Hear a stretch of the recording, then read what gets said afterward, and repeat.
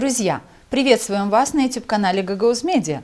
Это проект «Единомышленники», и здесь, как вы знаете, мы ведем дискуссии по самым разным вопросам, которые обсуждаются в нашем обществе.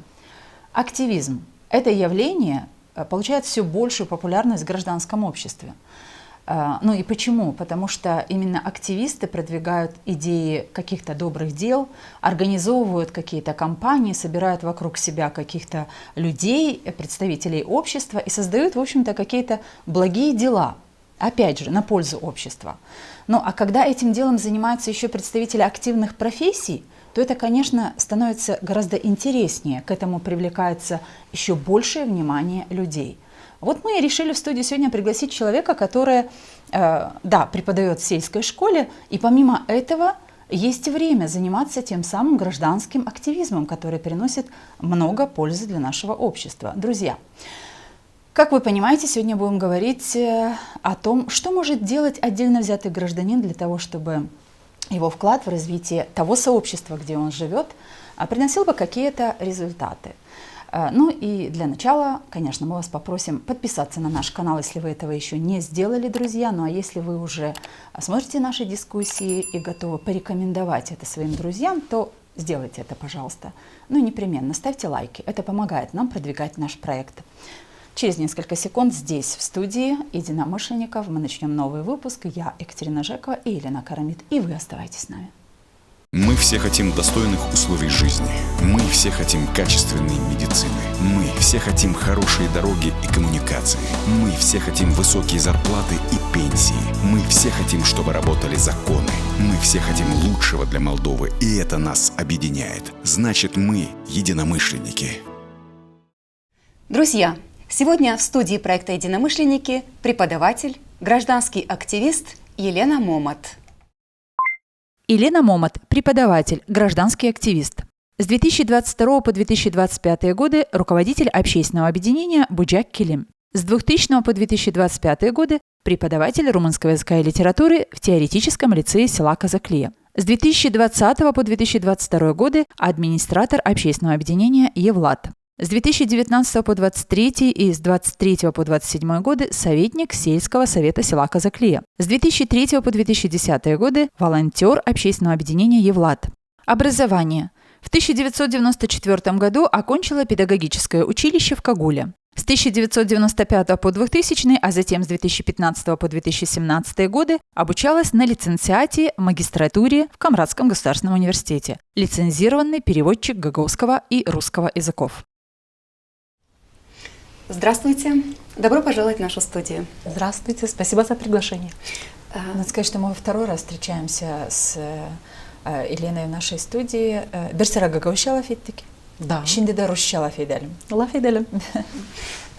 Ваша биография позволяет заключить, что вы в профессии педагогической уже четверть века. И, наверное, все то, что происходит в педагогической сфере, в жизни школьной, вас интересует, волнует, и вы имеете собственное мнение. Буквально на прошлой неделе Министерство образования Республики Молдова предложило всем учебным заведениям страны продемонстрировать для учащихся 5-12 классов фильм «Сибирь на костях». И это событие вызвало резонанс в обществе. Кто-то был недоволен тем, что данный фильм показывают ученикам в школе. Что вы думаете по этому поводу? Ну, мое мнение касается в первую очередь мнения общества. Почему такой резонанс получился?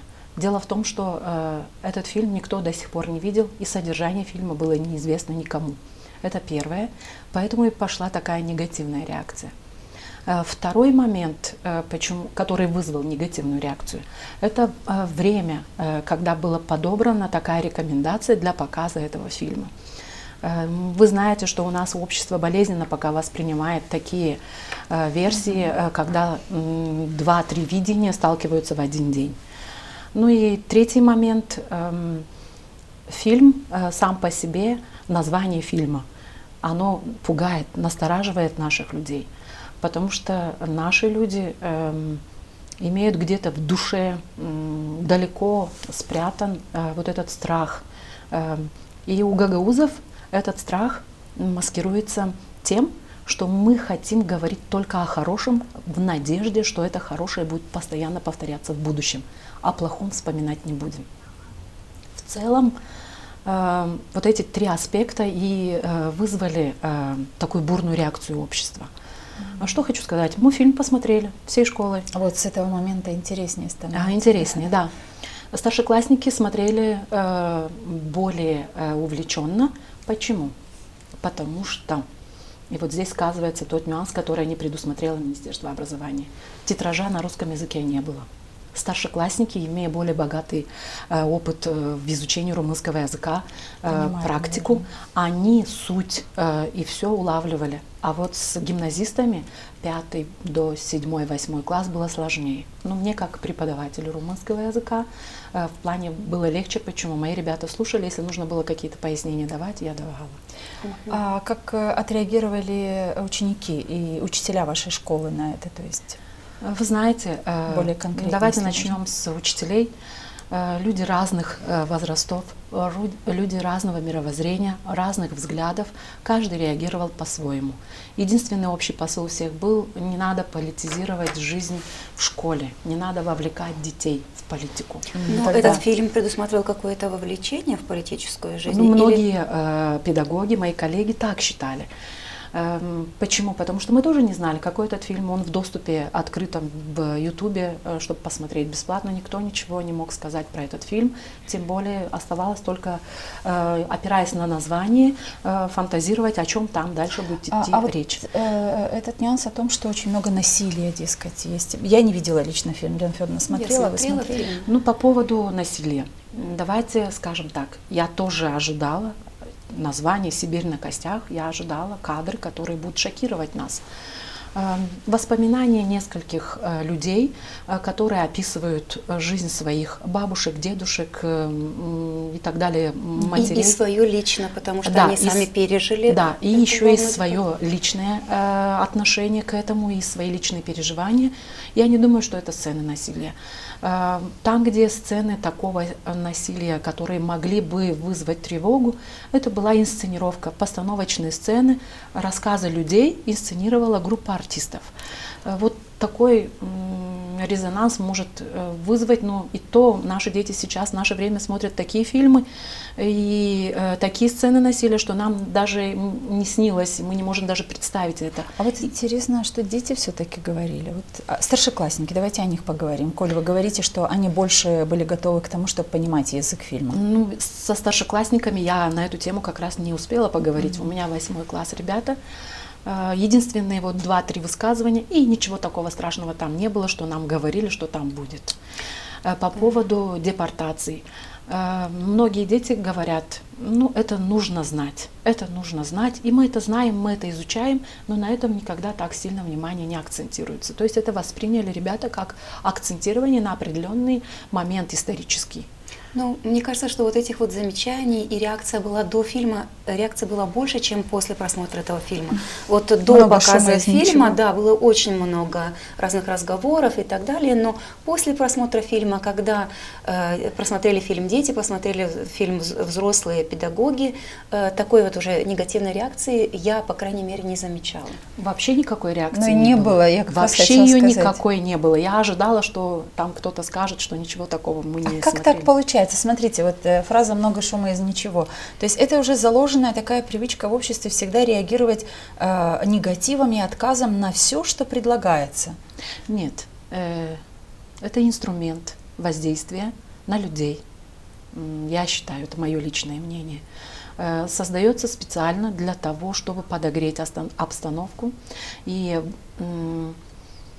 скажу, как говорят мои ученики, развести людей на эмоции.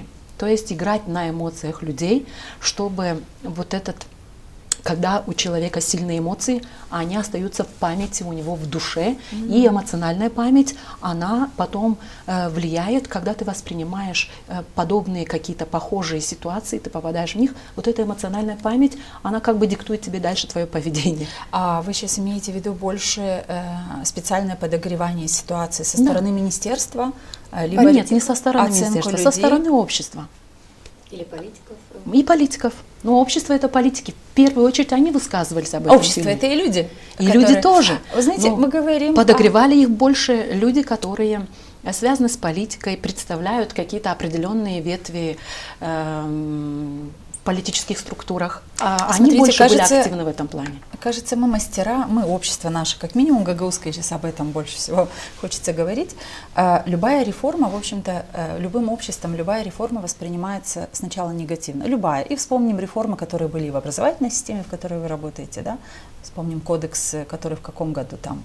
В 2012-2013 кодекс об образовании принимался. Да. Тоже был воспринят очень...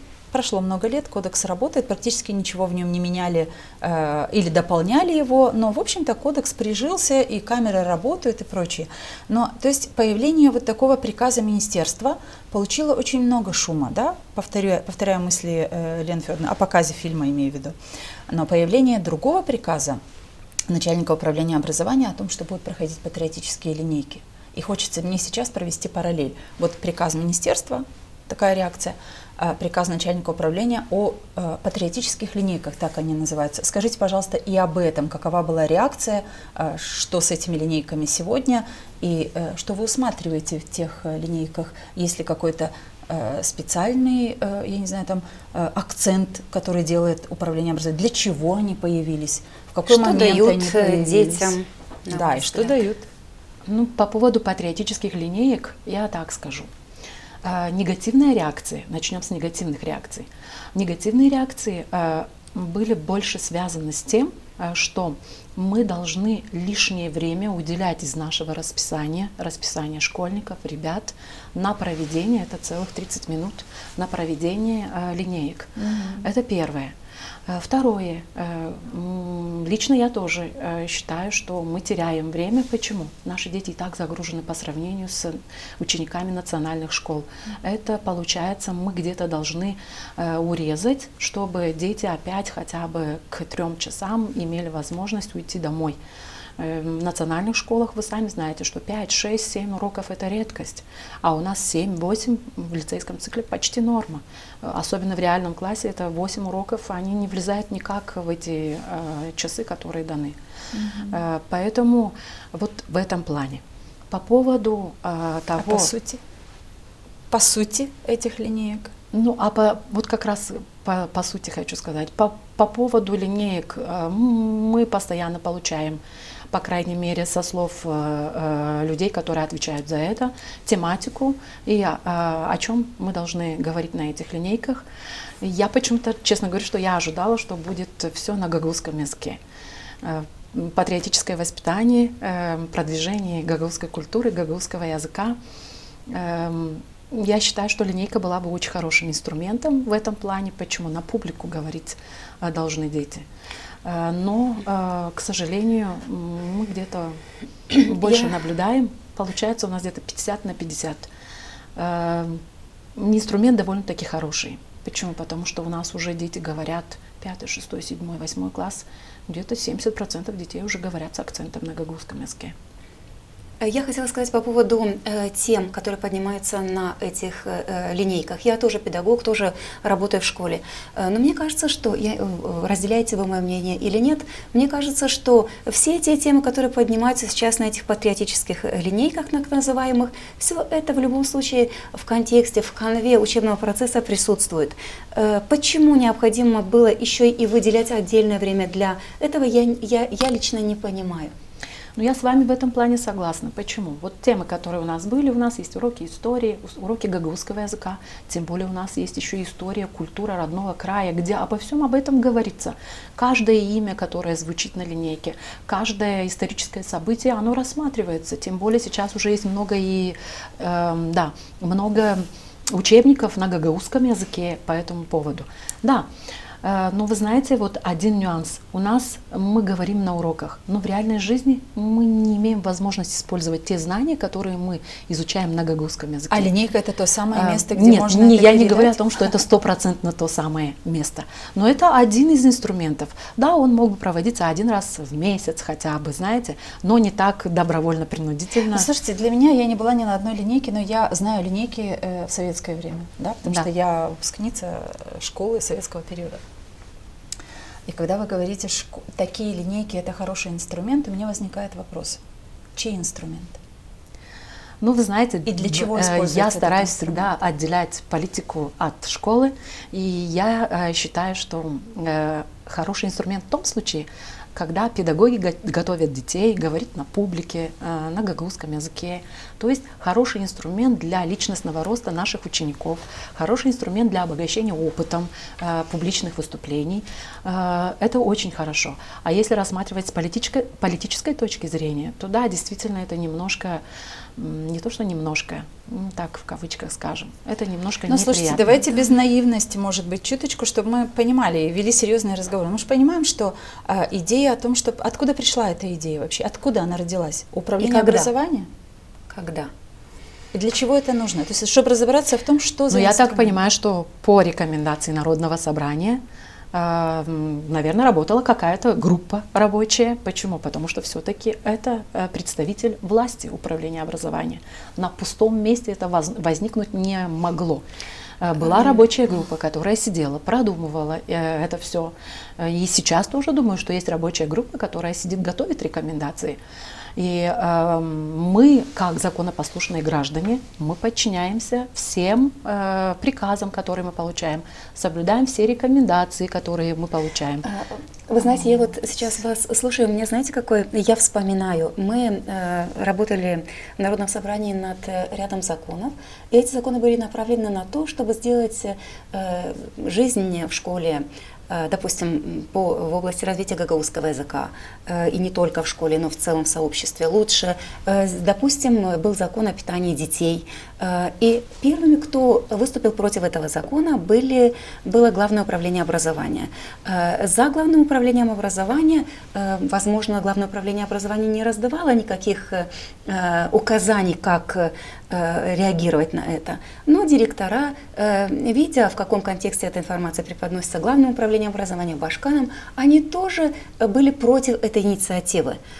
Чуть выше говорили, что в школе наши дети проводят очень много времени по сравнению с другими школьниками в Молдове. И вот эта инициатива о питании детей, наверное, каждый из нас понимает, что была очень важной, ценной. Но против этой инициативы выступал Башкан, против этой инициативы выступал начальник управления образования и, соответственно, директора, которые, ну, как вы сказали, выполняют все указания свыше, гласные и негласные, тоже выступали против этой инициативы. Сегодня противников нет. Сегодня дети охвачены питанием с 5 по 12 классы, но у нас, как у людей, которые этот закон писали, остался осадок, что все-таки учителя – это люди системы, которые системно могут выступать даже против хороших инициатив. Что вы скажете? Вы правы на все 100%. Почему? Потому что, вернусь к гагаузской пословице, каждый из нас, живя в нашем регионе, мы четко осознаем, что рабочее место твое, которое есть у тебя, оно довольно-таки ценное. Все-таки рынок труда в Гагаузии, он не такой насыщенный. Это первое. И есть такая гагаузская пословица. Onun elinde bıçakla ekmek. Ne kadar kesecek, o kadar da bana verecekler. Ama bu Rаболепская psixologiya. Ben sizi pek silah anlarım. Da te bu betereye bizim insan da susayır. İşte bakın o zaman şimdi öyle olayan... Geçtik Gagavuş'a. Да, geçtik Gagavuş'a, üçümüze de tak olayla etmeye Gagavuş'a. Burada lazım söylemek o insanlara ki ben yazı komentari bizim kol verimlerin aşağısında YouTube'da yazmıştınız hani geldi vakitla etmeye Gagavuş'da. Tabi bir sıra buradan söyleriz hem ben hem Elena Karamid hem de bugünkü de misafirimiz çok kolaylıkla laf edecek Gagavuş'da çünkü bize üçümüze de bu dili kullanma dini büyük heves getiriyor içimize. Ama biz bu kollarımı çıkarırız hani Gagauzlar için, Gagauzların soruşları için başkaları da anlasın. Da onun için yaparız Rus dilinde. Bu bir ama ben dönmeye isterim de Раболепская психология söyledim. То, о чем вы говорите, Лена Федоровна приводит пример, что директора возражали против организации питания детей в школах. И они смогли возражать очень даже грозно. И эти кадры есть, они в истории, в архивах Народного собрания Гагаузии видео сохранены. А тут навязывается практически линейка. Родители попытались как-то повозмущаться, но учительский корпус молчаливо принимает. И вот хочется понять, когда учительский корпус не говорит, не критикует только потому, что боится потерять рабочее место, потому что боится сказать что-то вышестоящему руководству, но не наносим, не то что не наносим ли, я хочу не ставить так вопрос, я хочу высказать свою позицию. Ведь мы через это наносим очень большой вред нашим детям. Мы демонстрируем, как нужно не сопротивляться. А ведь сопротивление – это самое естественное для человека, который понимает, что я с этим не согласен. Ведь если директора, они понимали, эти директора тогда, что организация питания для детей – это очень благое дело. И они нам в личных сообщениях писали: мы понимаем, но вот мы поддерживаем, но вот мы не можем так. Понимаете, каким примером мы являемся для нашей молодежи? Вот какой пример дает вот эта, Лена Федоровна задалась вопросом, эта система образовательная, в которой нам прислали методичку, мы делаем все, как сказали, мы люди маленькие. Но вот эти маленькие люди воспитывают наших детей, и эти дети тоже будут маленькими людьми, которые будут ждать чьих-то методичек. И мне такая психология, мне кажется, что это чуждо современному миру. В современном мире, где мы много говорим о свободе, разве не учительство, разве не система должна, а ведь дети выпускаются со школы 18 лет. То есть это люди, которые выходят, 19-18, это люди, которые выходят во взрослую жизнь, но они знают, что нам навязали патриотические линейки. Но почему учителя не смогли сказать, а для чего эти патриотические линейки? Я вот не работаю в образовательной системе, вы там, и вы, Елена Федоровна. Но когда в самом начале этой идеи, когда она была запущена в СМИ, я читала такое, дескать, что это такое будет, да, и было написано или сказано кем-то даже, это будут такие патриотические линейки, на которых мы сможем нашей молодежи из уст тех людей, которые, там, аксакалы, которые строили автономию, наши какие-то там видные люди. То есть я же понимаю, что это будет использоваться для того, чтобы насадить нужные мысли в головы наших детей. Так или нет? Давайте откровенно. Вот давайте откровенно. Почему? Потому что это очень важно. Вот вы озвучиваете то, что бы я могла сказать каждому человеку, с которым бы я встретилась, кто бы мне задал этот вопрос. Да, действительно, это так. По крайней мере, мы провели 3 линейки, мы не приглашали никого, у нас не было ни одного гостя. За исключением, последняя линейка, выступал представитель нашей школы, который более или менее связан с этой темой, это учитель истории, согласно рекомендаций, которые были получены. Ну, это первое. Да, действительно, я считаю, что некоторые моменты есть перегиб и так далее. Но это осознают и наши дети, о которых вы говорите, которым 18-19 лет. И многие из них это прямо в лицо, в личных беседах говорят, что это фарс. Ну, мы здесь находимся, мы, как дисциплинированные школьники, мы все это посещаем. По идее, да. И печально, получается правда? Печально. И Скажите. мы воспитываем людей-лицемеров, людей, которые в дальнейшем тоже будут подстраиваться, будут иметь другие мысли, может, но все равно будут подстраиваться под тех, кто понаглее, у кого в руках власть. К сожалению, это изменить, я считаю, что почти невозможно. Я не пессимист, я реалист. Хотя на самом деле я очень оптимистичный человек, и я всегда считаю, что все, что не делается, все делается к лучшему. Но и в этом случае я всегда тоже ищу положительное. Поэтому я и говорила, что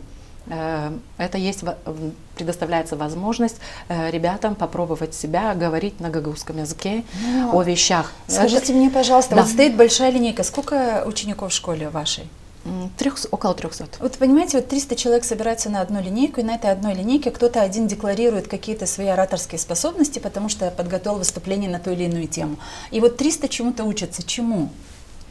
Ну вот понимаете, давайте поставим здесь точку, потому что если дальше будем говорить, то это сейчас скажу, чему учатся. Очень часто мы говорили о том, что, мы говорим о том, что профессия педагога стала менее престижной. Но, наверное, и в этом есть какая-то доля правды в том, что мы, учителя, тоже изменились. То есть почему раньше слово «учитель», например, в сельском населенном пункте было столь значимым? Ну, потому что это человек, который получил образование, который смотрит на жизнь шире, который может высказывать свое мнение, который может аргументировать свою позицию. Да. Теперь получилось, что учителя зачастую это люди, которые нигде не говорят, Они даже боятся где-то лайкнуть какой-то пост, потому что, а вдруг за это кто-то накажет.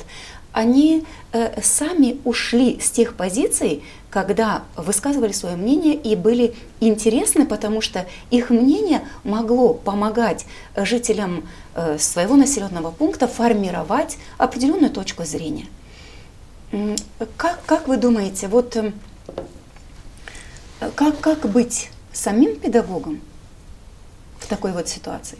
Ну, в такой ситуации каждый должен, во-первых, опираться на свое мнение. Но редко кто из нас, из учителей, будет свое мнение излагать. А вот почему? Которое будет отличаться. Это очень интересно. Ну почему? В последний момент, в последнее время я вообще, если вы имеете в виду, что мнение, которое отличается от общего мнения. Да. Имеет право на это каждый гражданин и учитель. Вы знаете, у нас, у гагаузов, очень развито чувство долга.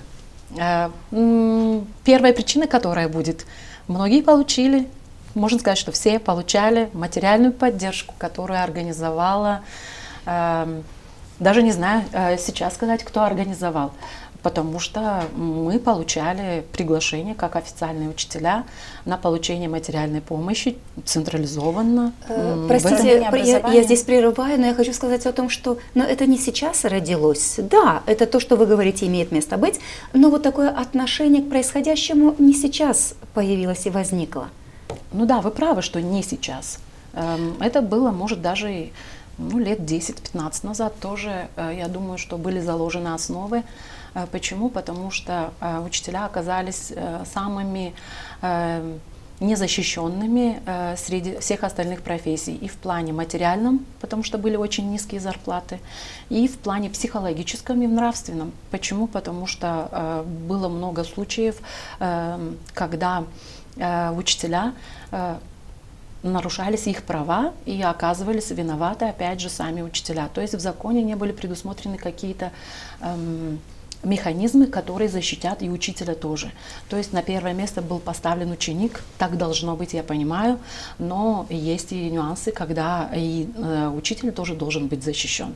А вот с принятием кодекса это ликвидировались эти бреши, скажем, или нет? Некоторые моменты были ликвидированы, но некоторые моменты не разработаны. Только в прошлом году в этом плане были сделаны движения и кое-какие нюансы, чтобы защитить учителей, тоже в кодексе стали применять. Но, вы знаете, общество всегда будет винить и говорить, что в первую очередь в конфликте каком-то или в какой-то ситуации неприятной будет виноват учитель.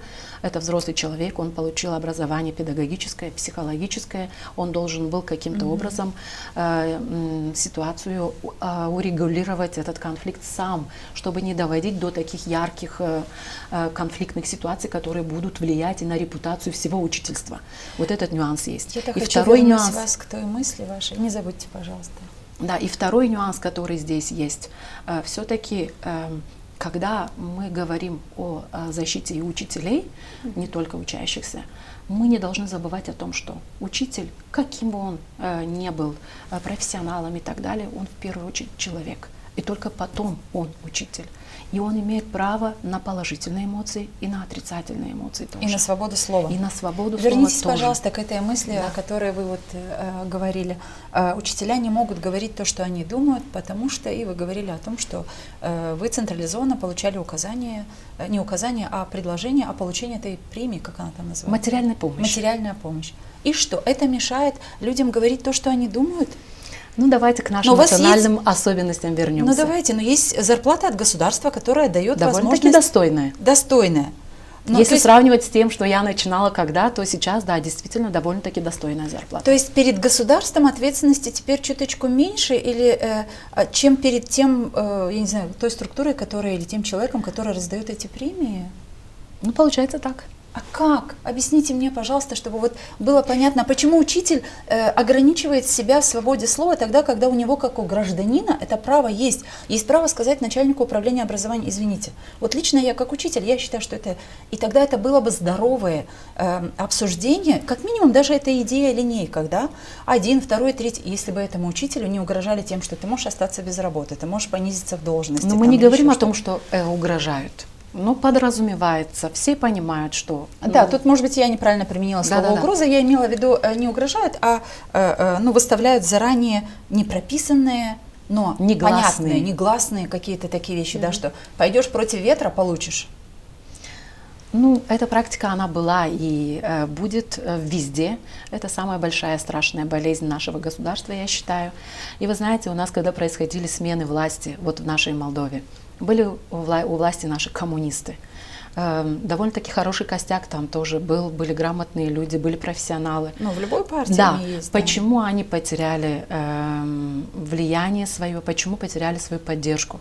Потому что в какой-то момент сами тоже встали на путь коррупции. Где-то какие-то, может, были эти негласные случаи коррупции, но мы все о них знаем, люди между собой все говорят. И это самый большой удар по репутации любой политической организации или любого политического формирования. После них были социалисты, те же самые грабли и тоже потеря. Я не скажу, что там была действительно очень серьезная команда. Мне они нравились, очень много, среди них много профессионалов своего дела.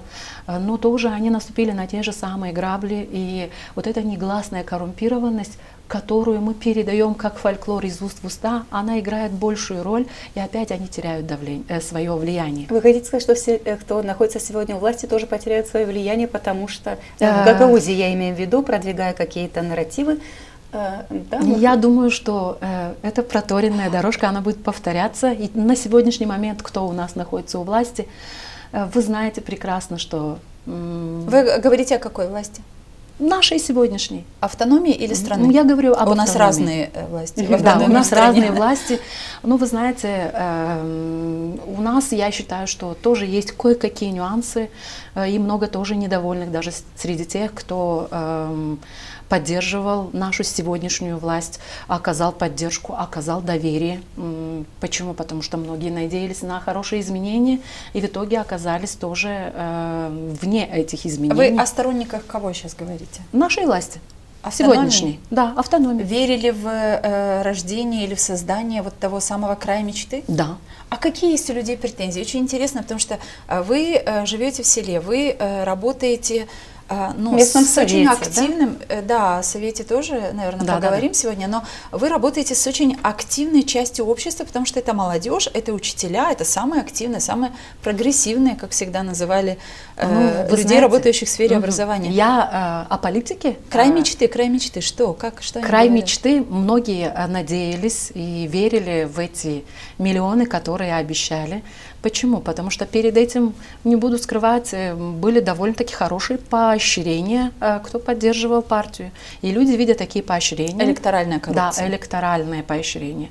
Да, люди, видя такие поощрения, такие поверили, жесты, они думали, что да, действительно так и дальше будет. А как вы смотрите на то, что вот, допустим, я вчера смотрела Евгения Гуцул в здании суда, и она говорит о том, что все то, что говорят обо мне или инкриминируют мне, все это не соответствует действительности, никакого подкупа не было, никаких денег таких вот, о которых вы говорите, не было, не существовало, все это придумано, надумано.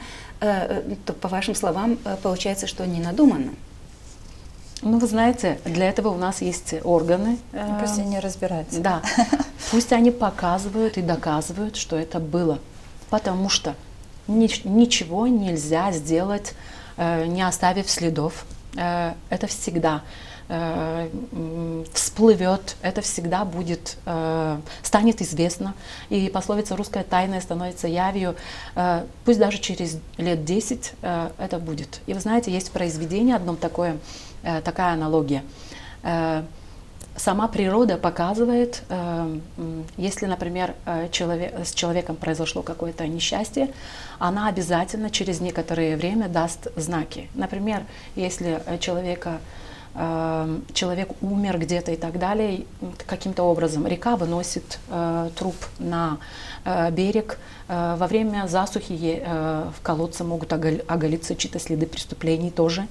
Поэтому, что бы ни происходило, все равно правда, она будет известна раньше или позже. Сколько веревочки не виться, да? Или гагауща, Гюнсер Иландуемш. Знаете, я хочу спросить, вернуться все-таки к образованию, к системе образования, опять же, к приказу министра образования, и сказать о том, что вот недавно, на днях буквально, был издан приказ, в котором было сказано о том, что учителя, которые участвовали в тренингах, организованных Шоровской организацией «Евразия» в Москве, будут подвержены санкциям. Обсуждают ли это ваш учительский коллектив? Были ли люди, учителя, которые выезжали на какие-то такие тренинги? И ваше отношение к этому? Ну, людей, которые выезжали на тренинги, я знаю. Мое отношение, знаете, мы сейчас, система образования поставила учителя в такое положение, когда учитель должен подтверждать свои профессиональные качества, свой профессиональный уровень каждые 5 лет. Для этого мы должны обязательно иметь сертификаты, подтверждающие, что мы участвуем на разных уровнях, в разного рода мероприятиях. Все это поощряется в виде кредитов. И люди, которые участвовали в таком международном проекте, как для них это было объявлено, рассчитывали на то, что они получат действительно сертификат, который будет подтверждать их уровень. Все-таки местный уровень — это одно, а когда ты на международном уровне участвуешь в проекте, это совершенно другое. Что они получили? Нельзя сказать Я о том, по что... поводу сертификатов сказать ничего не могу. Но вот мое мнение по поводу вот этого всего. Если это все незаконно, а на сегодняшний день сотрудничество с фондом Евразии считается незаконным. Ну да. Простой человек, я простой учитель с улицы, я не могу зайти и договориться, чтобы приняли там сколько-то человек было, 40, 50 и так далее. Это кто-то организовывал. Организовывал это централизованно. И когда централизованная организация, есть люди, которые стоят. Я думаю, что учителей за то, что они хотели получить обмен опытом, показать себя, свои знания, свои умения, свой уровень и что-то новое привнести, в этом плане наказывать не нужно. А нужно поработать с теми людьми, которые это организовывали, которые знали, что на тот момент сотрудничество с такими фондами в Молдове — это незаконная вещь. Но вы говорите сейчас о начальнике управления образования Гагаузии. Ну, А кто же отправлял? Вы знаете, кто организовывал это, я сказать не могу, потому что я не участвовала в деталях приказа, я не видела. Ну, а возможно сегодня, чтобы учителя уехали какой-то малой либо большой группой куда-то без согласования с управлением образования? Прошлым летом. Понятно, кто это организовал? Посмотрите, как... Вот в прошлом летом, например, согласия? мы участвовали в программе через Министерство образования по повышению квалификации преподавателей румынского языка. Мы, группа учителей из Гагаузии, в том числе, выезжали из Тараклийского района в города Тимишоара. Лично я побывала на курсах повышения квалификации в Брашове. А вам сертификаты дали? Да. Вы знаете, давайте мы участвовали в на международном проекте, мы получили. А что, Евразия не дала сертификат? Ну, я не знаю. Вы не знаете? Вот мне не у кого спросить у этих людей. Но посмотрите, как на это смотрит министр образования, на эти поездки. Он говорит о том, что эти обучения — это не просто курсы, это целенаправленные попытки превратить некоторых учителей в агентов влияния, которые впоследствии передают в образовательных учреждениях месседжи, враждебные нашим национальным интересам. Учителя с этой точки зрения смотрели на эти курсы? Я думаю, что нет, потому что они были все-таки, я думаю, что анонсированы как курсы повышения квалификации. Поэтому многие, которые участвовали, я думаю, что и даже выбирали, например, не могли отправить учителей румынского языка, а, наверное, по каким-то критериям подбирали людей, которые более связаны с... Поняла. Хорошо, тогда у меня вопрос, извините, пожалуйста. А беспокоит ли тех учителей, которых вы знаете, которые из вашего села участвовали в этих тренингах, вот такой приказ министра? Беспокоит ли их? Я сама лично о приказе узнала вчера вечером из СМИ. Я честно говорю, сегодня еще не имела возможности даже побеседовать с этими учителями. Ну, конечно, мы еще увидим реакцию. Но я еще раз говорю, если будут какие-то проблемы, я буду одним из тех первых учителей, который встанет на их защиту. Потому что люди работали, люди получили документ, по которому они туда ездили. И я считаю, что люди, кто организовывал этот сотруднический проект, должны выйти перед законом. Если будут какие-то наказания административные для этих педагогов, они должны выйти и как организовали, честно зная все, взять на себя ответственность. Вы меня извините, пожалуйста, но созрел такой вопрос. Да.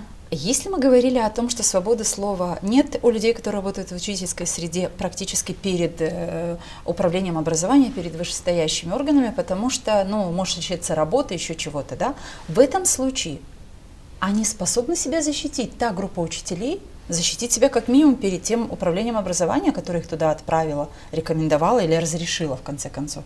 Ну, есть такая сила внутренняя у учителей. вы Им чувствуете? защищаться от управления образования не нужно, а вот попросить поддержку и решение этой проблемы, я считаю, что нужно. Я не думаю, что управление образования будет на них каким-то образом нападать, обвинять в чем-то. Но попросить поддержку и перед министерством, если будут какие-то санкции и так далее, я думаю, что обязаны. Ну вот по поводу того, это надо знать, что Ясно. там было, а я сказать сразу говорю, что не могу по этому поводу ничего, потому что о содержании курса, кто поехал, мы, остальные учителя, просто не в курсе. Но как появились линейки, да, если проследить, вот Лена Федоровна Четверточка задавала вопрос, а когда и в какой момент появилась эта идея проведения линеек? Аккурат после того, как начальник управления образования вернулась из России, где она там была, в Питере, в Москве, уже не помню, и привезена была вот эта методичка, как ее называли в СМИ, и стала реализовываться сама идея проведения этих линеек. Мы планировали дальше повести. Да. Я все-таки хотела такую вот параллель провести, что вы говорите о том, что ученики старших классов, они часто говорят о том, что мы присутствуем на этой линейке или где-то, мы понимаем, что это не несет никакой никакой ценности для нас не представляет, но мы вынуждены. Да, надо. Но ведь 19 лет это уже взрослые люди. И многие, видя то, что происходит в их окружении, молодые люди не хотят вот таким образом строить свою жизнь дальше. И, к сожалению, многие ищут себя где-то за рубежом после окончания высших учебных заведений, после окончания лицея. Должны ли мы смотреть на тех молодых людей, которые уехали, как на потерянный потенциал нашей автономии? Вы знаете, даже не то, что смотреть как на потерянный потенциал, мы должны плакать о том, что они уезжают отсюда. Но чувствовать учителя свою тоже долю вины в этом должны? Насчет учителей в плане того, что виноваты, что дети уехали, может, какая-то часть вины, она есть на всем обществе, и на учителях тоже.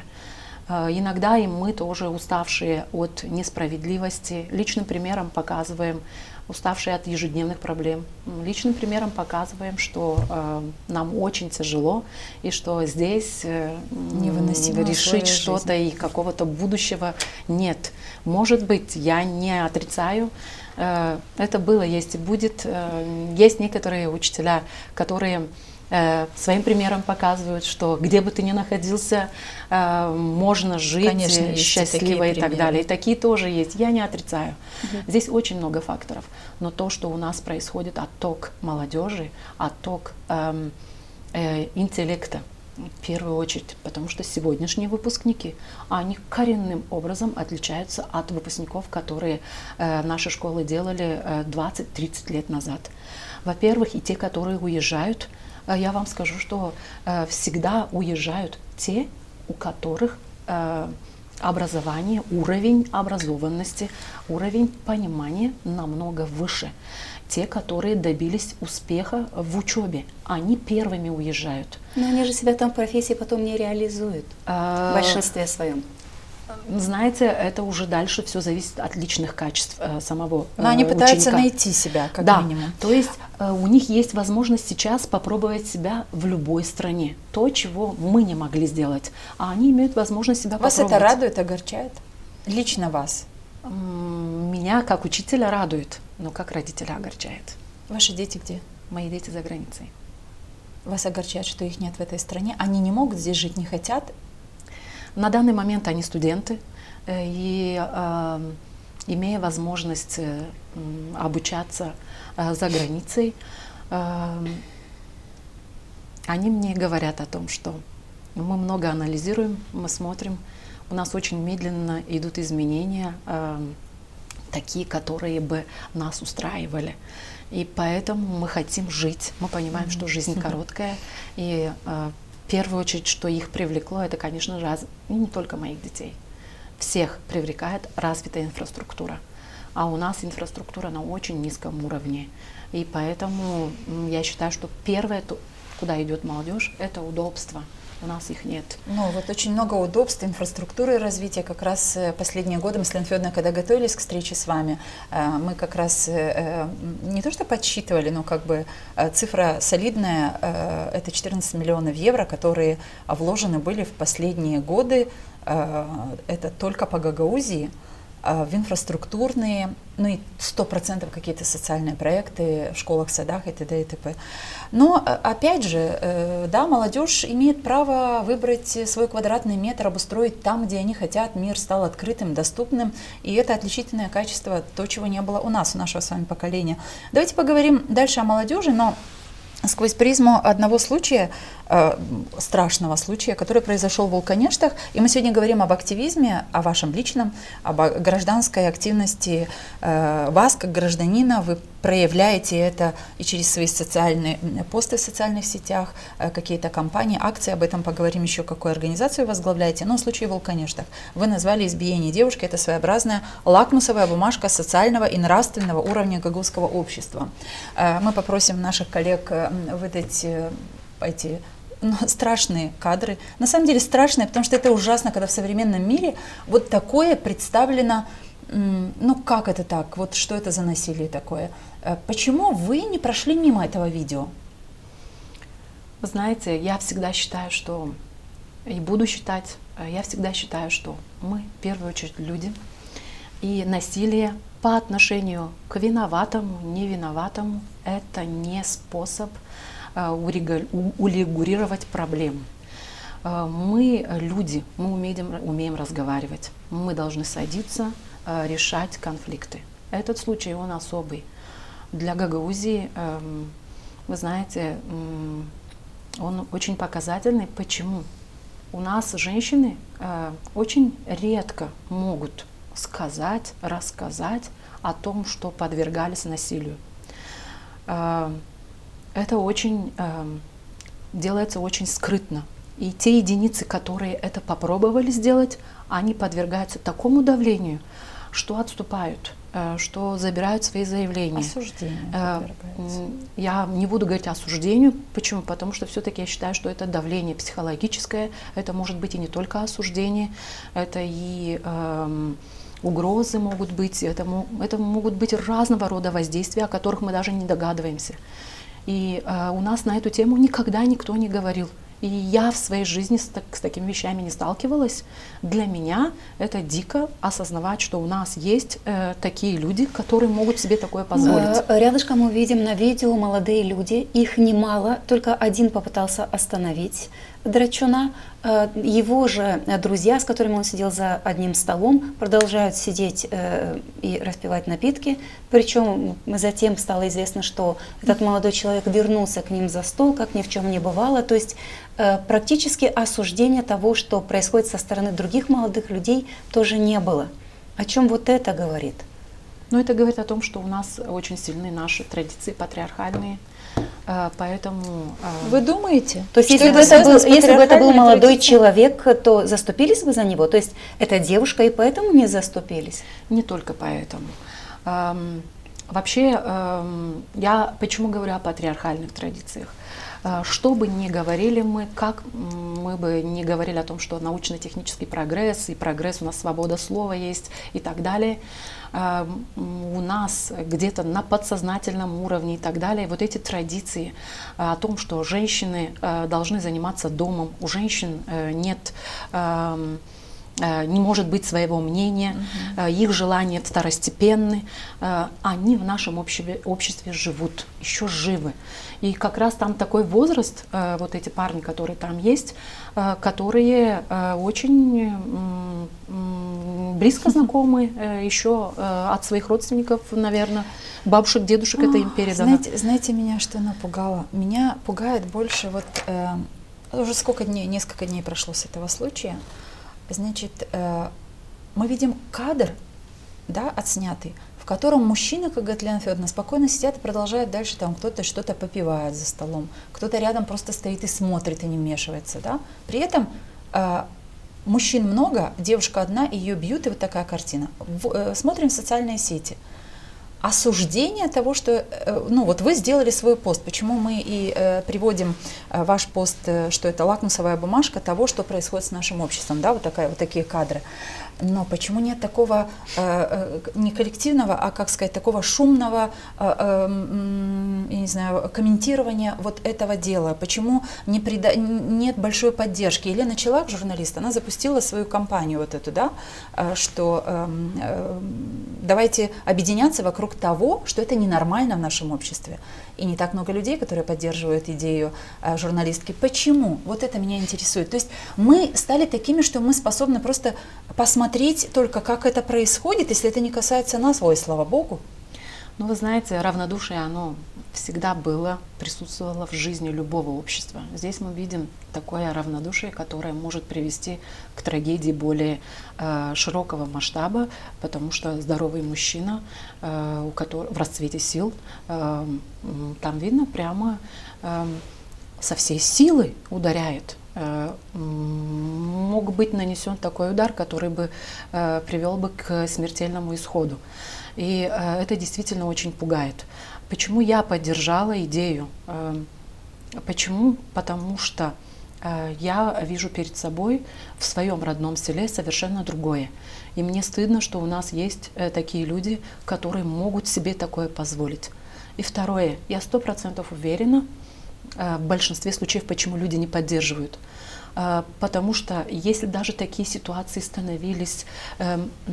выставлялись на общественное рассмотрение, становились известными, и кто-то поддерживал, очень часто жертвы в испуге забирают свое заявление. И человек, который поддержал эту идею, он остается, даже не могу сказать слово подобрать, он не виноват. Он остается человеком, который поддержал неизвестно что. Вы сказали, что вы у себя в селе видите другое. Что вы видите у себя в селе? Я никогда не видела у нас таких сцен. Да, таких сцен. Смотрите, я когда спросила о том, крайней почему... мере, не слышала даже о них. Ну и слава богу, пусть и не будет таких сцен. Но я задала свой вопрос по социальным сетям, почему нет такой активной поддержки, потому что, как мне кажется, это тоже своего рода лакмусовая бумажка о том, как общество либо боится, либо равнодушны, либо не хотят, но тогда это очень странно.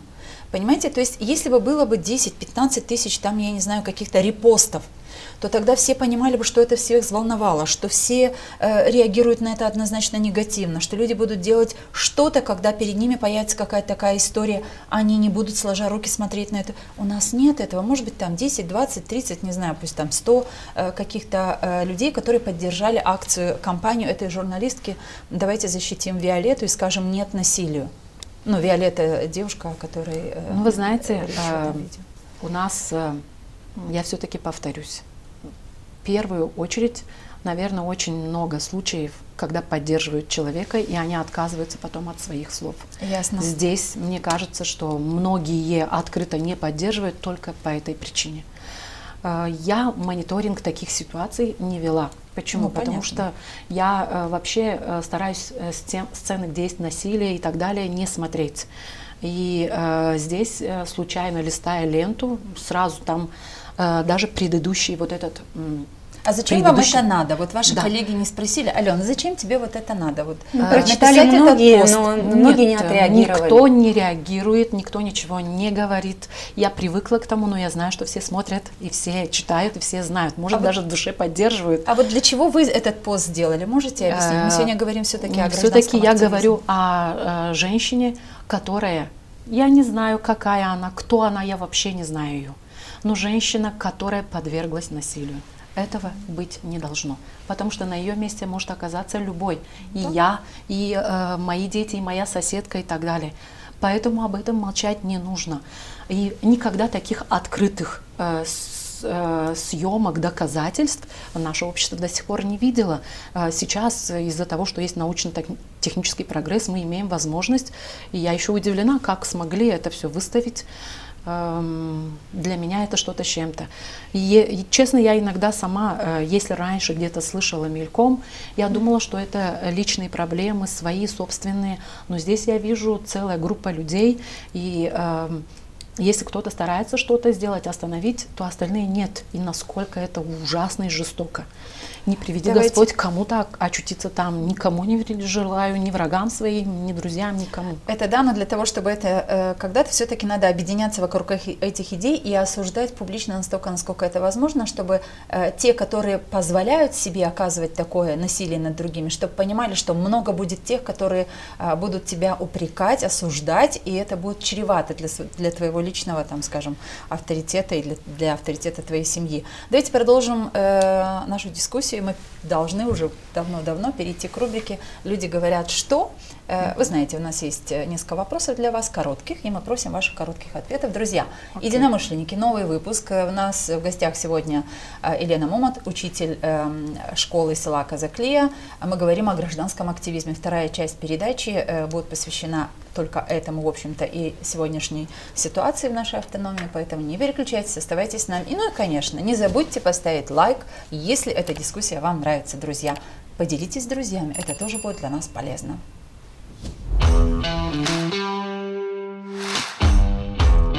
Люди говорят, что…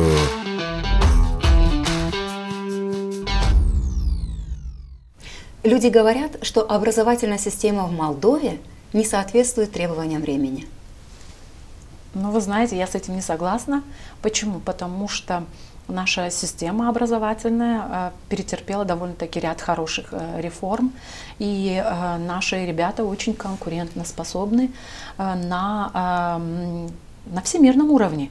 С нашим дипломом, поступив в учебное заведение любого государства, наши ребята показывают всегда самые высокие результаты. Независимо от того, это европейское государство или это государство восточного направления. Даже если говорить о России, ребята, которые учатся, они демонстрируют довольно-таки высокий уровень. Не средний, а высокий уровень. Это говорит о том, что да, мы конкурентоспособны. Следующий наш вопрос. Вот просто люди говорят, что нам нужен Сталин. Мне он не нужен, вам. Мне тоже не нужен. Я считаю, что Сталин не нужен. Мы с вами люди, которые получили образование и которые понимают, что за все, что происходит в этой жизни, каждый несет ответственность личную. Поэтому Сталин не нужен. Каждый должен сам следить за своими поступками и стараться сделать так, чтобы не навредить окружающим. Поэтому Сталин не нужен. Самоконтроль нужен. Да, люди, наверное, говорят и о тех репрессиях, если хотят Сталина.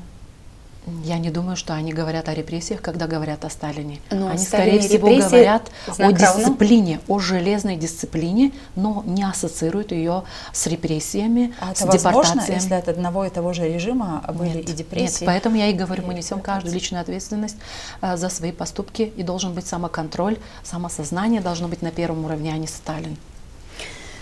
Люди говорят, что у молодежи нет интереса вовлекаться в общественную жизнь страны.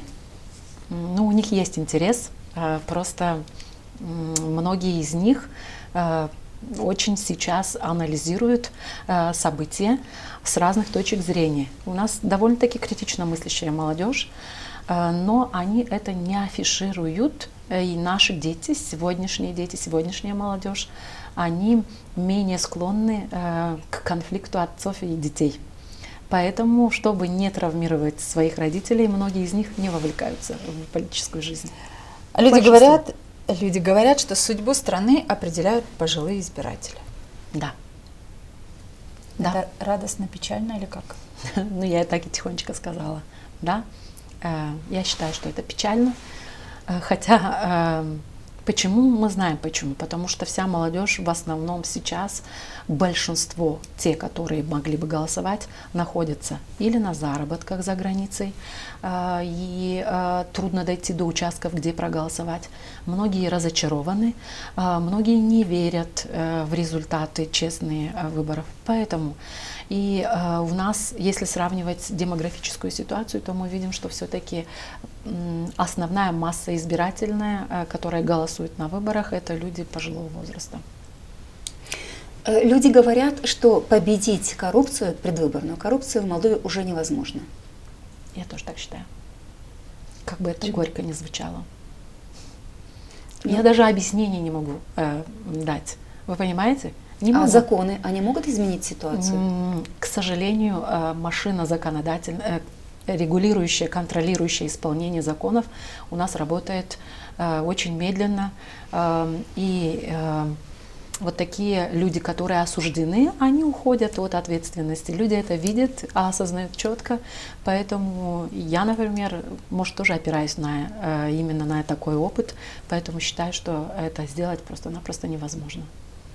Люди говорят, что гагаузский язык не открывает никаких перспектив для продвижения себя. Я здесь не согласна.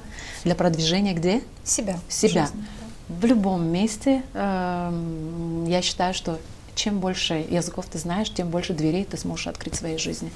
Ну и гагаузский язык является языком из семейства тюркоязычных языков. А сколько у нас стран и сколько миллионов людей говорит 500 на таком языке? миллионов. На гагаузском, близком к гагаузскому языку. Их очень много. Просто именно вот эта сфера, она у нас как-то не разработана, не уделяется столько внимания именно тем странам. Чтобы открыть перспективы. Да, чтобы открыть перспективы. А ребята, которые связали свою жизнь с тюркоязычными странами, довольно-таки успешно, я знаю, которые реализовали себя и продолжают жить, и остались, стали полноценными гражданами тех стран, говорящими на их языке и не забывающими о своей родине. Люди говорят, что Гагаузия обречена. На что, по-вашему? На что обречена? Да, направлений здесь очень много. Я считаю на то, что на потерю языка, на котором говорит, на потерю языка, на основании которого была и создана Гагаузия. Вы считаете, что нет выхода? Я даже не знаю, что можно предпринять, чтобы изменить ситуацию. Почему? Потому что чем из года в год все тревожнее и тревожнее.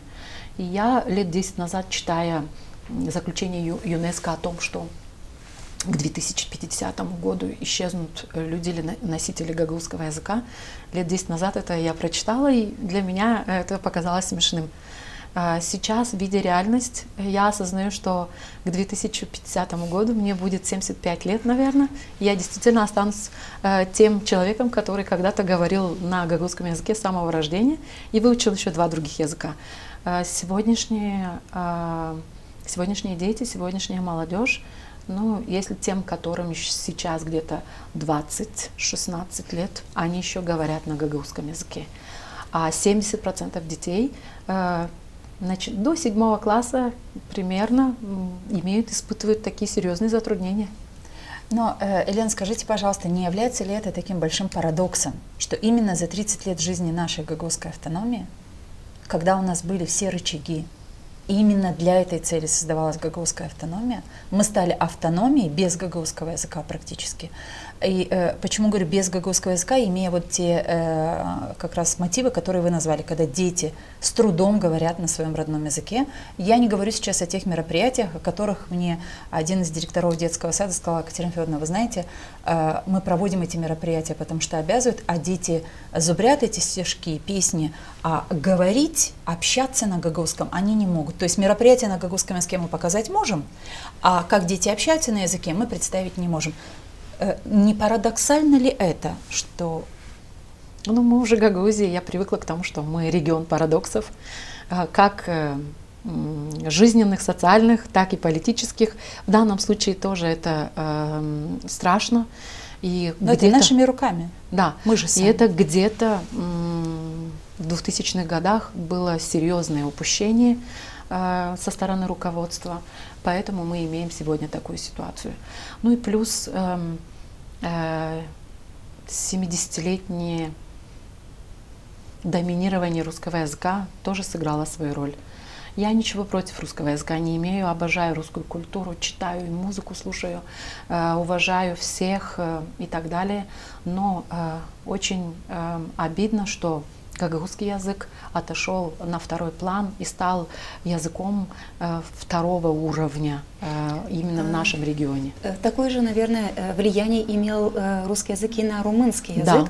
но, к сожалению, гагаузский язык сегодня не находится на тех позициях, на которых находится румынский язык, допустим, в нашей А почему стране. так произошло? Вы задавались вопросом?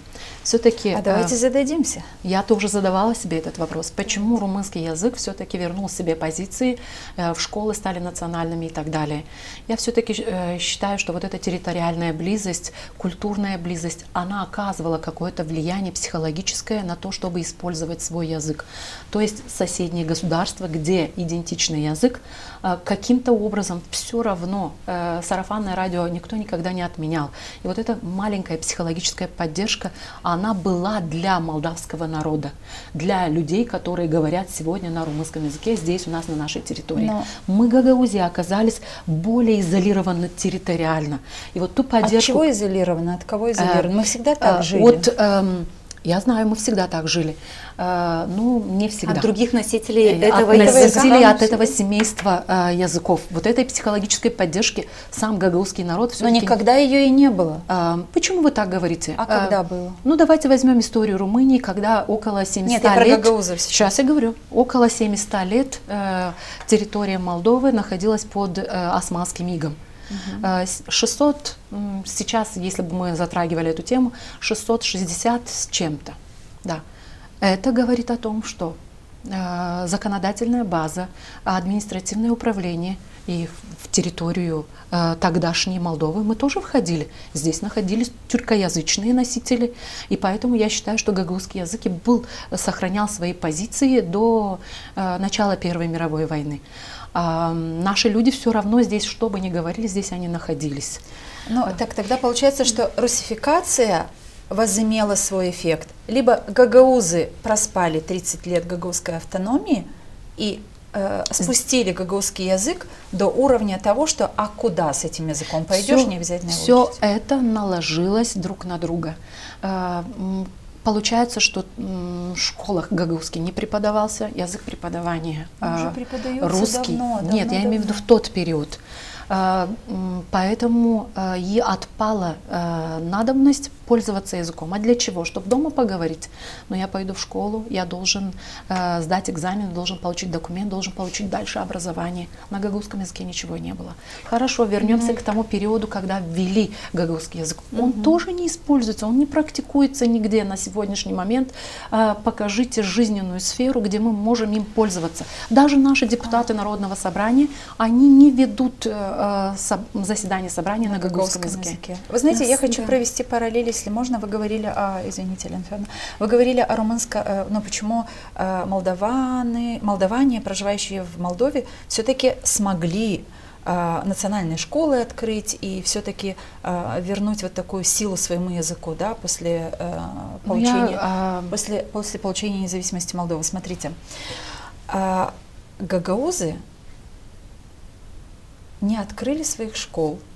Скажет сейчас любой, который будет анализировать вот хотя бы нашу эту мысль, да, то есть если были открыты национальные школы. Мы, гагаузы, не открыли своих национальных школ. Мы пассивно продвигали те виды искусства, которые могли тоже говорить о том, ну я сейчас говорю и о театре в том числе, да, и о разных других видах искусства, которые могли бы быть подтверждением того, что язык живет, потому что он живет на этом искусстве, это искусство то. Мало издавалось книг в самом начале, сейчас последние годы просто больше издается книг, и большую поддержку, возможно, получают и театры, и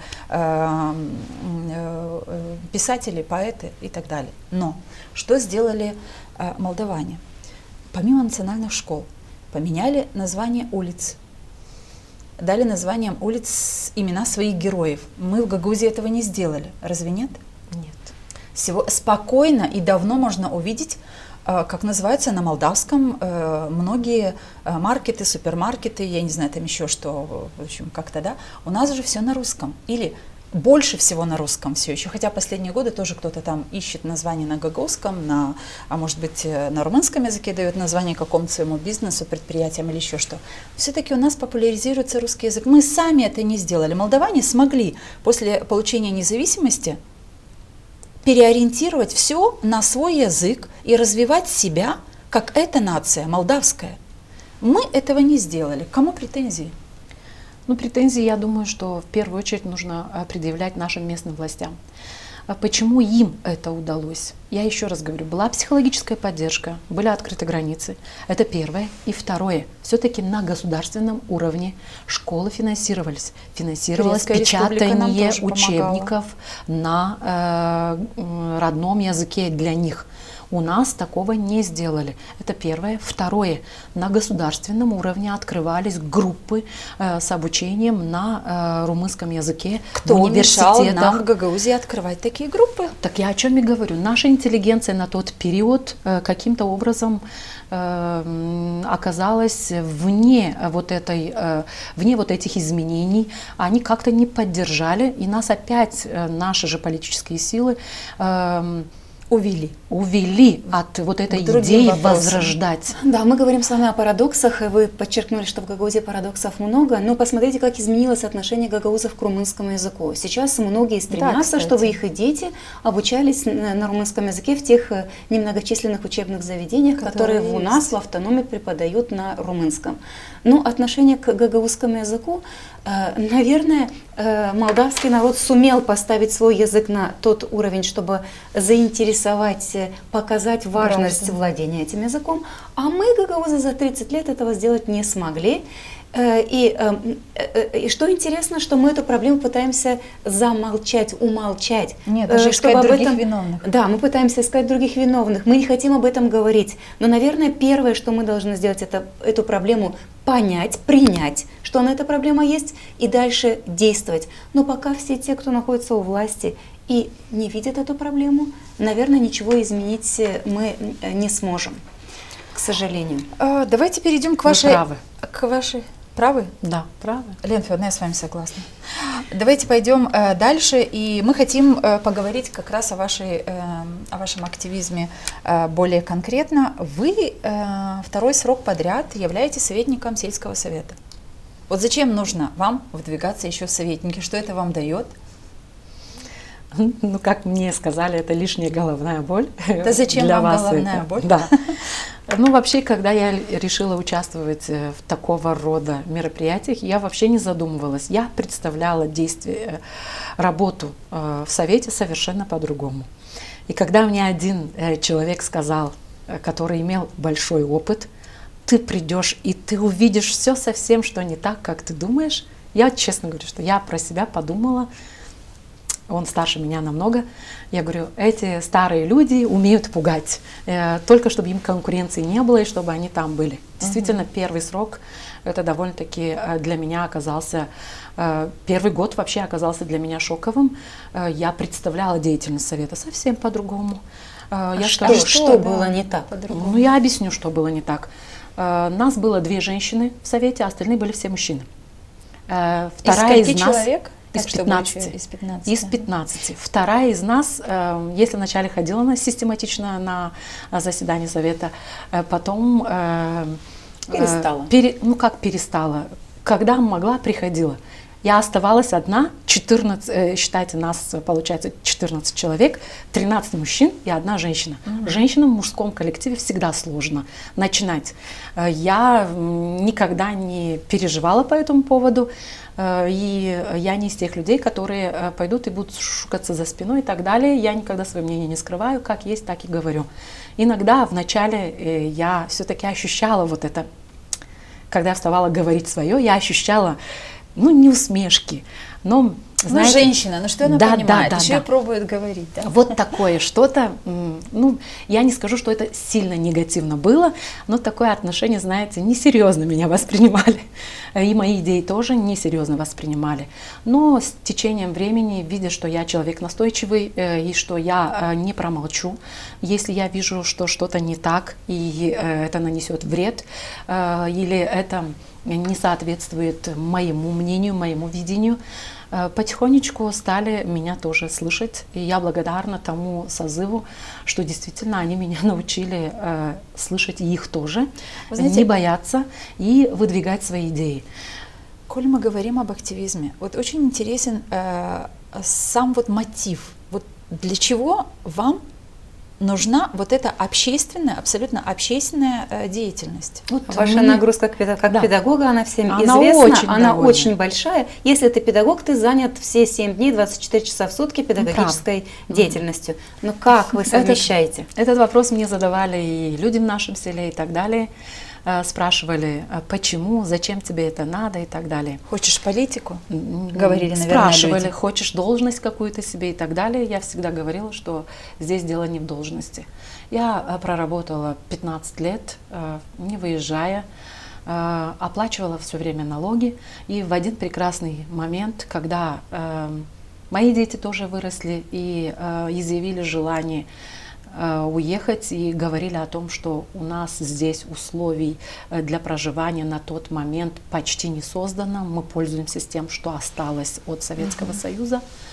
Я задалась вопросом, а почему у нас этого нет? Я же примерный налогоплательщик. Я каждый месяц оплачиваю, отчитываюсь, показываю, что и где. И я взяла свои квитанции по подоходному налогу, посчитала, куда Что мои... вы перевели, да? Да, что я перевела.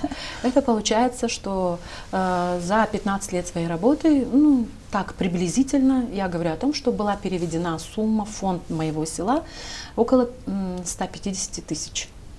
И я думаю, если бы эти деньги я откладывала на какой-то отдельный счет, я бы хотя бы себе дорогу до работы сама бы отстроила. О. А нас таких очень много. И я стала искать возможности посмотреть, почему, как это можно исправить. Я честно говорю, что я никогда не задумывалась о том, я думала, что там работают, как и я, на своем месте, серьезно, достойно выполняю свою работу от начала и до конца. Я думала, что и местная власть точно так же работает. И я задалась вопросом, почему не получается Где изменить деньги? что-то. Да, вопрос, где деньги Да, у в меня... Молдове он очень актуальный. Да, вопрос. Где не деньги? возникал. У меня было, почему столько денег имея, не меняется ничего. Я пришла к выводу, изучив все нормативные документы, что без участия самого гражданина мало ли что изменится. Поэтому и я решилась. Когда у нас была очень такая острая проблема, мы провели газ по нашей улице, и была страшнейшая колея, как дождь, никто не мог проехать. Мы за свой счет каким-то образом, у нас была женщина-советник, я никогда не вдавалась в детали, как она работает. Ну, кусочек дороги, чтобы подняться, мы сделали, но мы сами вложились тоже. Остался еще больше страшнейший участок, и когда дождь, уже мы боялись, что и подземная труба газовая тоже уже будет видна. Оголена. Поэтому и я подумала, что если я стану советником, я смогу иметь какие-то другие рычаги. Я говорю Влияние сразу, на да, власть, да?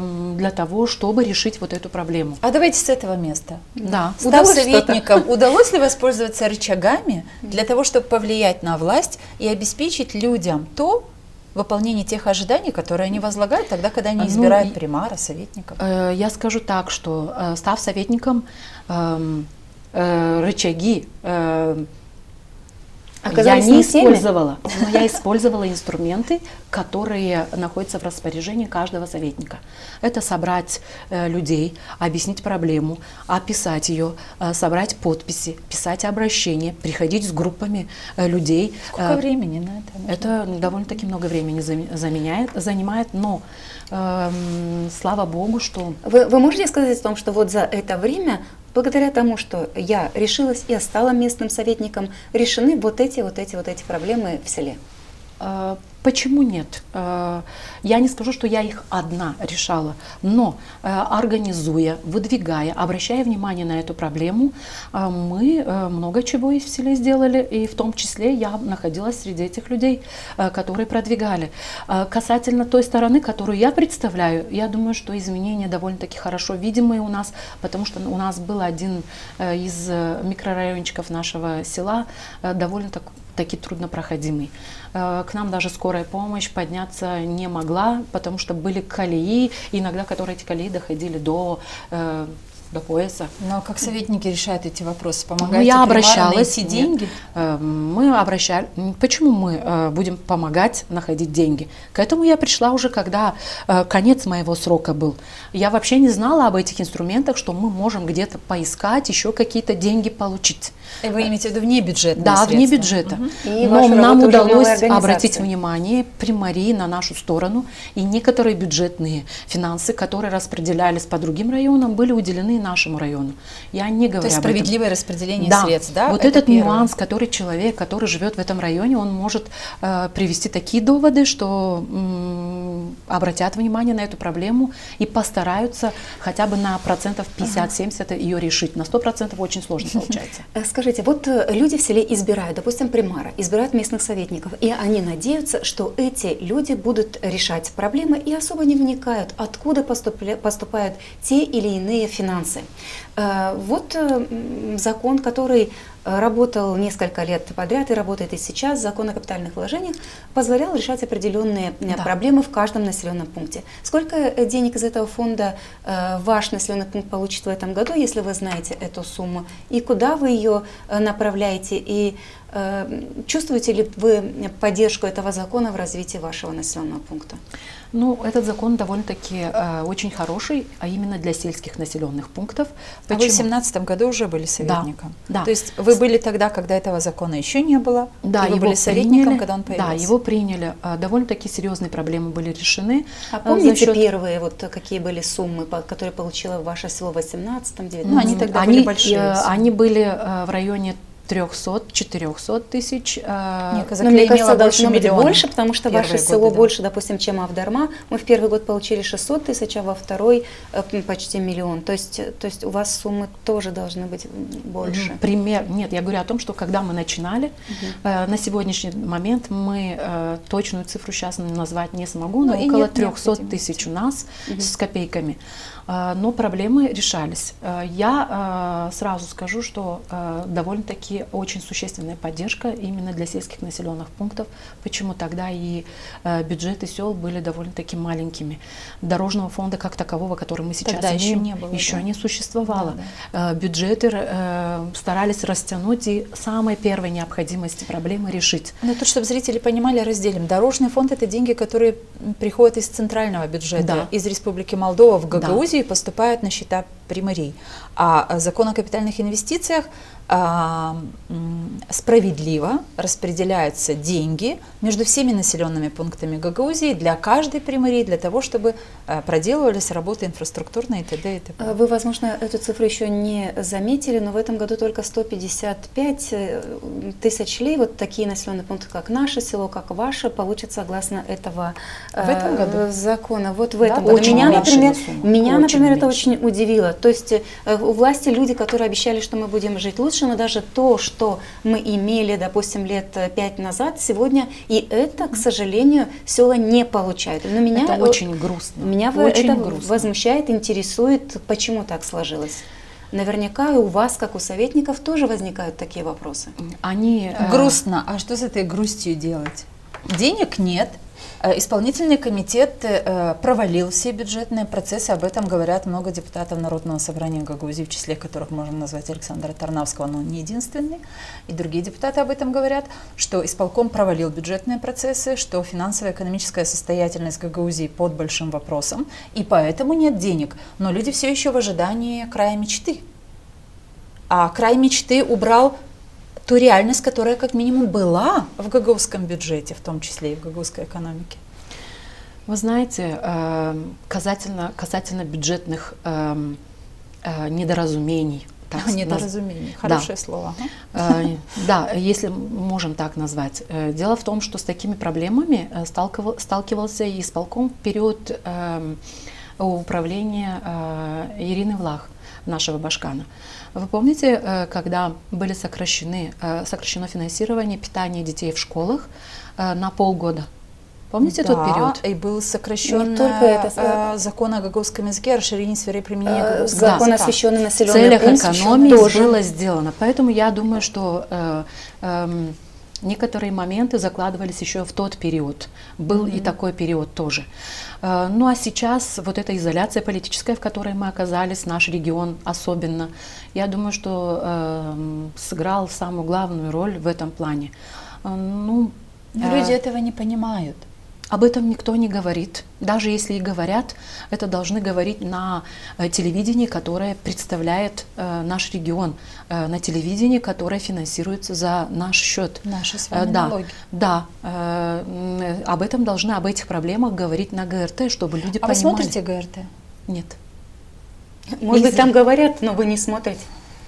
Вы знаете, ГРТ, как и все остальные каналы, имеет страничку, канал в Телеграме, В социальных сетях. Да, сети. каждый из них печатает хотя бы один раз, если бы где-то что-то было напечатано или сказано по этому поводу, я думаю, что я заметила бы.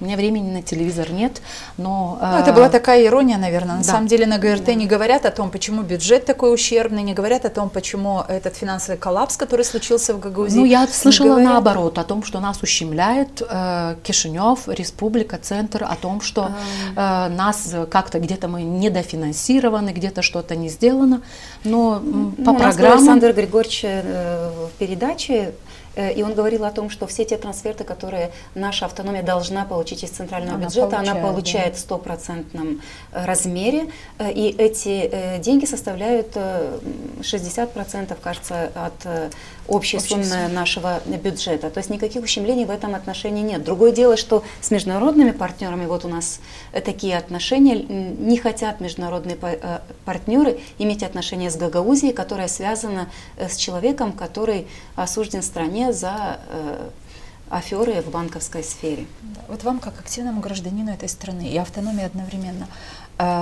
что для вас вот эта ситуация, когда Гагаузия в полной изоляции?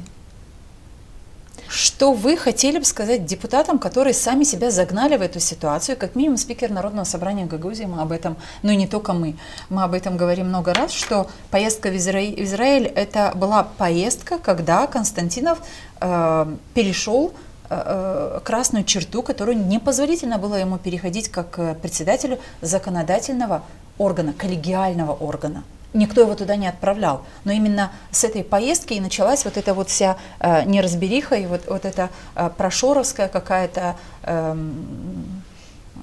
какие-то танцульки в этой автономии по их политическим сценариям. Ну, говоря о обращении к депутатам Народного собрания, я бы хотела напомнить им еще один раз. Они несут ответственность за ту ситуацию, в которой мы сейчас находимся. Никто их к ответственности не призывает. Да, они несут, они должны это осознавать. Это первое.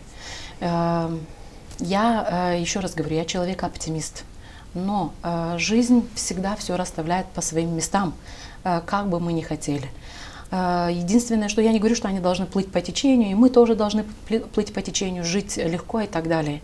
Но каждый из них должен понимать, что пройдут еще 2-3 года, и их же дети им будут задавать эти вопросы. Как так получилось, что мы скатились обратно в то время, когда идет мир вперед, развитие любое экономическое, культурное, любой страны идет вперед? Как так получилось? И почему ради какой-то выгоды эфемерной мы допустили вот такое? Да, кстати, я просто хотела, мы говорили о примари, говорили о людях, о их обращениях. Я хотела спросить, что говорят в вашем селе? Расплатились ли с жителями вашего села вот за тот отопительный период? Исполнительный комитет все-таки расплатился, выплатил за все месяцы помощь? Речь о 300 леях. Да, ну, пока получили первую часть, первый транш, я так поняла. За 2 года, пока дали первый транш. Это я такой так край поняла, мечты, за 3 месяца, на краю края. которые начислены.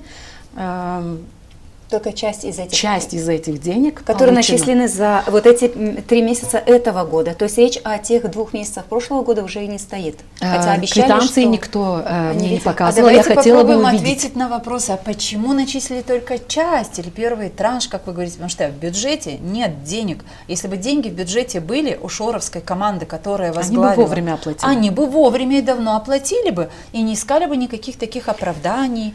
Но вот денег нет, друзья, До а вы края мечты держитесь. были, до края мечты они были в бюджете нашей автономии.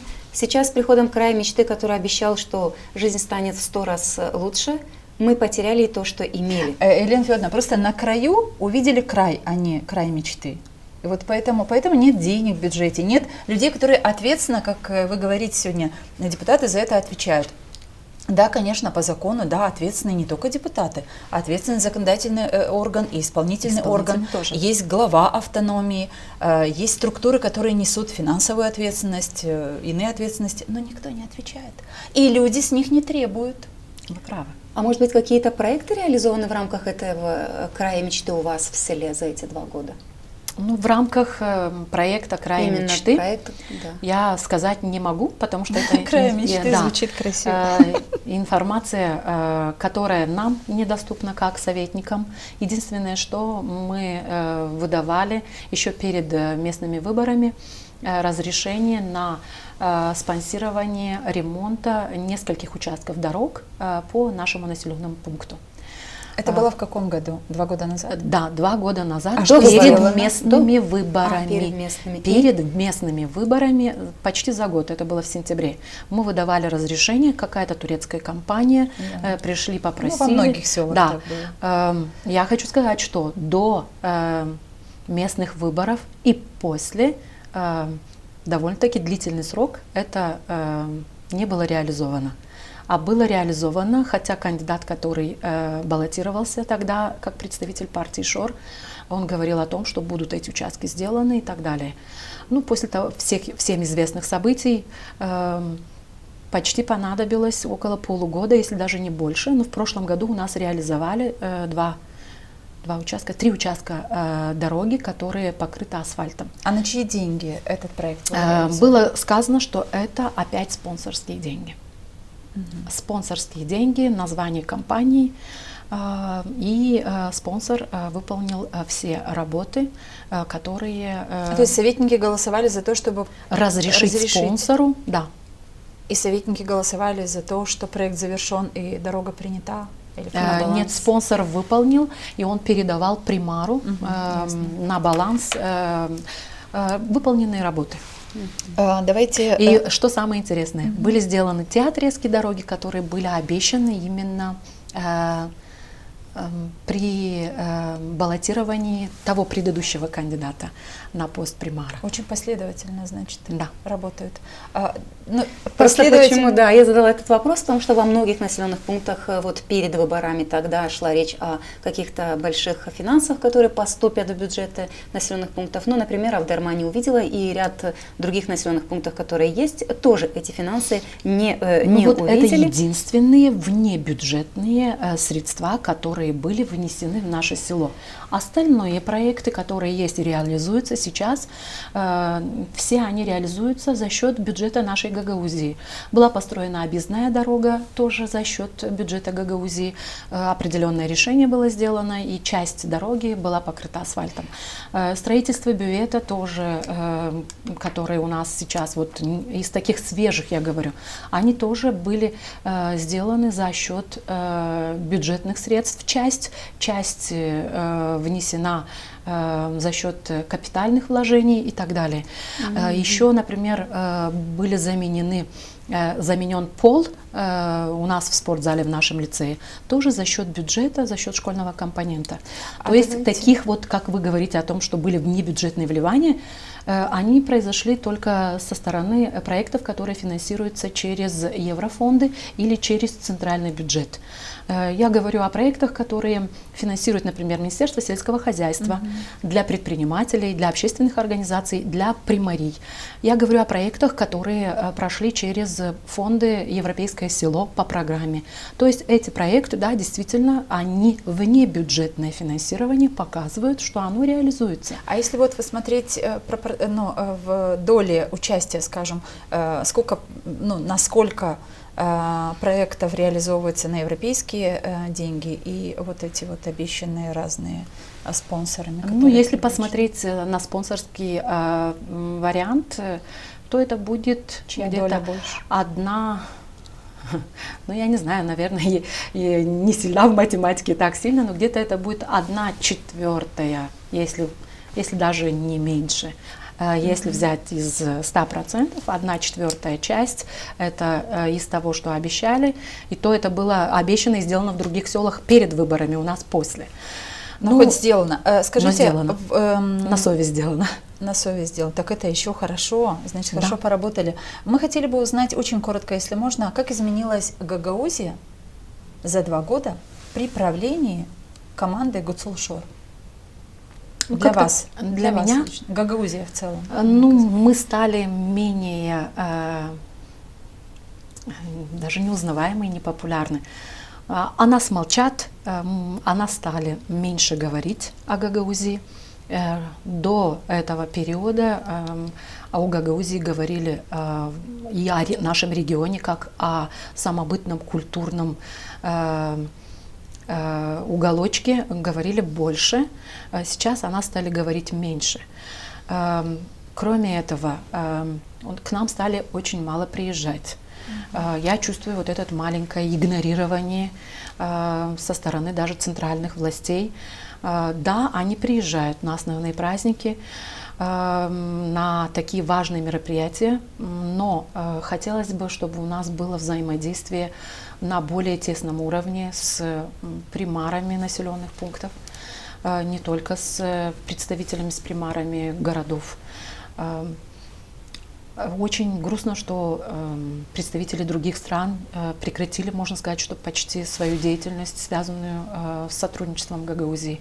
И грустнее всего то, что мы не ощущаем поддержку турецкого государства, которое было партнером очень серьезным, очень достойным для Гагаузии.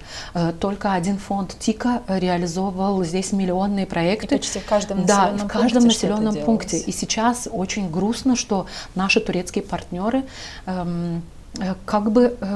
вообще их не слышно. Ни один проект, за исключением проектики культурные, где участвуют дети по обмену, едут танцевать.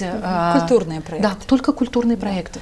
Экономическая сфера, политическая сфера, она полностью, можно сказать, что заторможена, остановлена. Так край мечты же. Да, я надеюсь, что вот этот проект с колледжем все-таки он будет реализован, и он будет довольно-таки успешным, потому что вот здесь у нас получился год, что простаивает это заведение, выстроенное в свое время. Но уже Министерство образования анонсировало, что колледж будет в этом году но целый открыт, год. Это нужно было еще в прошлом году, когда работы были все завершены. К этому периоду должно было быть обращение, должны были быть все подготовлены документы.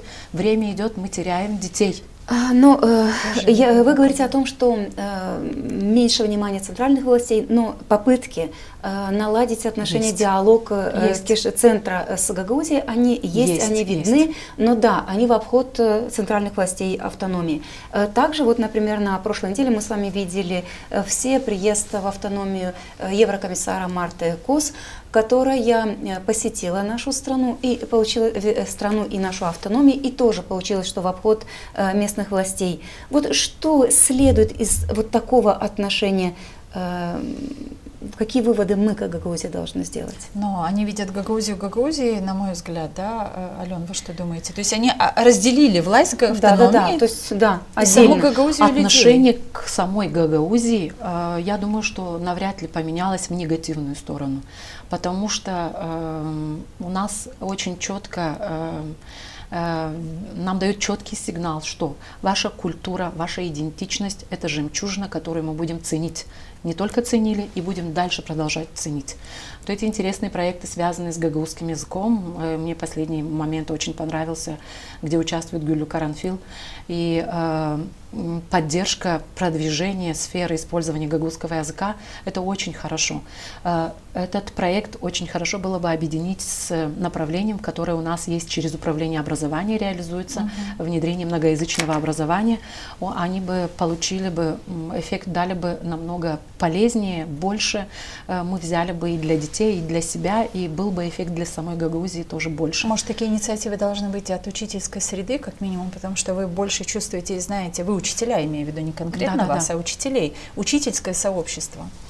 Но вы оптимист, мы это знаем, мы искренне желаем тому, чтобы ваши оптимистические идеи передавались и вашим коллегам, с которыми вы вместе рядом работаете, рука об руку. И все-таки учительство – это очень должна быть. И когда-то так было, и должно быть, особенно сейчас в современном мире, очень сильная, здоровая ячейка любого общества, потому что там самые прогрессивные люди, они понимают, что такое свобода слова, они понимают, что такое ответственность, они понимают, что такое подготовка и воспитание гражданина этой страны.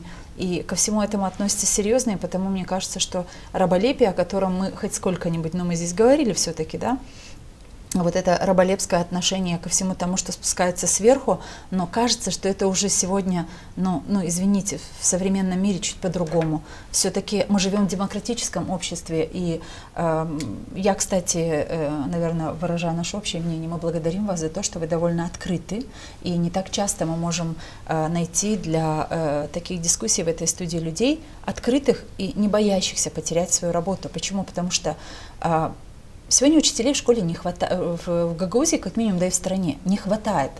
И у меня всегда возникал вопрос, очень многие учителя говорят, да зачем мне надо, да я боюсь, да мне осталось столько времени поработать, да я не хочу себе проблем. Поэтому я не высказываю свою точку зрения. Но это чревато тем, что наше общество будет лишаться очень многого, будет лишаться здравых смыслов и здравых мыслей. А это так важно для того, чтобы вот Гагаузия, в общем-то, как и страна, двигалась правильно. Надо, чтобы люди, которые понимают многие процессы, чтобы они говорили. И спасибо, что вы позволяете себе быть такой открытой, смелой.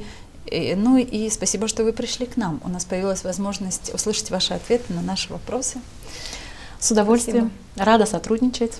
И если вам нужны встречи в Казаклей, пожалуйста, можем организовать. Да, поедем с Леной Федоровной, поедем и сделаем выпуск единомышленников в Казаклей. Почему бы нет? И на Почему бы гагаузском нет? языке. И на для гагаузском языке. той нашей аудитории, которая просит давно у нас передачи на гагаузском языке. С удовольствием. Я думаю, что наше село, как образец красивого гагаузского языка, вас удивит. Мне кажется, что вот так вот легко, да, говорить на гагаузском людям, которые имеют определенные желание знать этот язык, потому что это язык моего народа. И пусть вот это сейчас, если передалось через экран, хепсня гагаузлара кимани дуерани гагаузла вар укадар никадар вар гагаузделе. Biz kendi dilimizi kullanmarsaydık, becermerseydik, istemerseydik öğretmeye uşaklarımızı da bu dilde, o zaman elbette halkın üstünde de dil belli günler çekilçikler lazım. Biz içimizde taşıyalım bu dili. И еще один раз, на гагаузском языке мы будем проводить передачи, но эти выпуски у нас на русском языке, друзья, поэтому не обижайтесь. Пишите комментарии с вашими пожеланиями, кого вы хотели бы видеть в студии единомышленников. Мы с Еленой Карамит обязательно попробуем пригласить этих людей. И, конечно, еще одно напоминание. Подпишитесь на наш канал, если вы это еще не сделали. Ну и потом ставьте лайки, делитесь с друзьями. И это даст нам возможность делать еще много-много новых выпусков единомышленников. Оставайтесь с нами. До встречи. Мы все хотим достойных условий жизни. Мы все хотим качественной медицины. Мы все хотим хорошие дороги и коммуникации. Мы все хотим высокие зарплаты и пенсии. Мы все хотим, чтобы работали законы. Мы все хотим лучшего для Молдовы, и это нас объединяет. Значит, мы единомышленники.